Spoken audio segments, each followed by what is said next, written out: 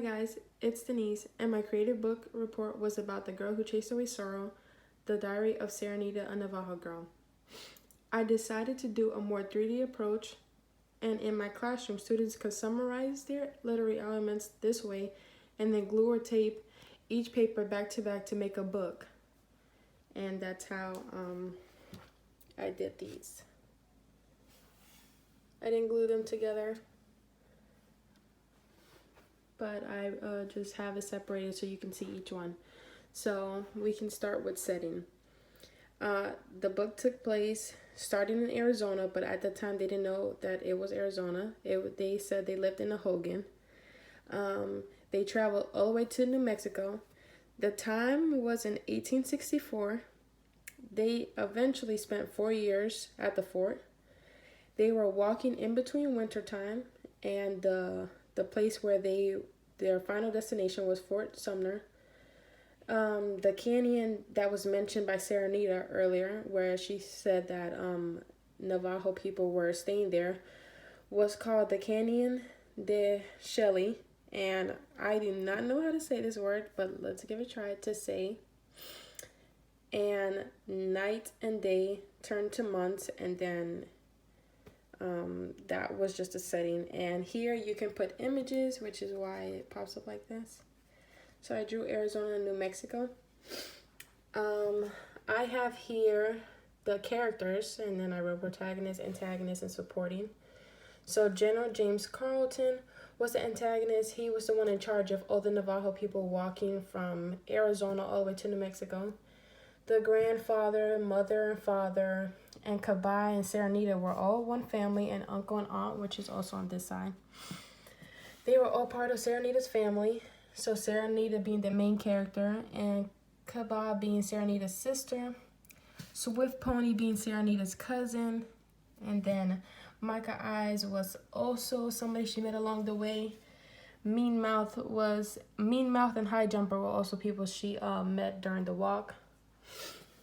And that was it for characters. For real life events on which the book is based on, the time beginning of this walk was it was spring 1864, and it ended in June 18th, 1868. The place was Ahogan, also known today as Arizona, to eastern New Mexico. Events were middle of American Civil War. That's what was going on. The Civil War started April 12, 1861, and ended April 9th, 1865. So the walk took place in between then. The Battle of Fort Sumner also happened before the walk started, but that the fact that the soldiers were leading the Navajo people over there was just after that battle occurred. So that was when Confederates won and officially began Civil War.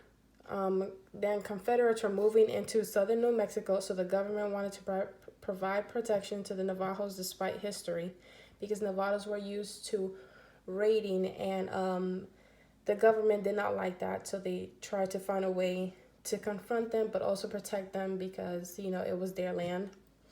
And then after a couple Navajos raided and did continue to do more raids, a change in the U.S. leadership from Colonel Canby to Carleton, that took place. And then after Carleton was assigned to New Mexico territory, he took over the Navajo region and forced them on what we know as the Long Walk. So Carleton was the one that ended up being the leader of all of that whole movement in general. And the plot, I drew the people walking. I cannot draw people, so my stick figures were going to do.